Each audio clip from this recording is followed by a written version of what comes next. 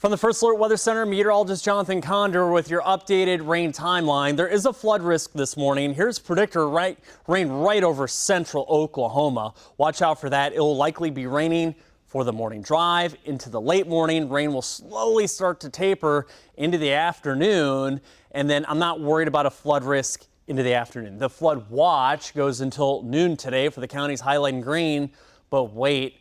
I'm expecting more rain as we go into tonight, so the evening's fairly quiet. Look, scattered showers and thunderstorms redevelop again. This boundary flares back up. We'll wake up to rain again tomorrow morning. There may be more flooding.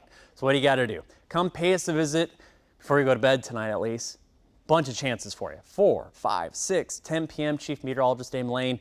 He'll show you how much rain, how long it lingers on Wednesday, and how rain may impact any outdoor plans you'll have for the upcoming holiday weekend. You don't want to miss your updated 5+5 day forecast.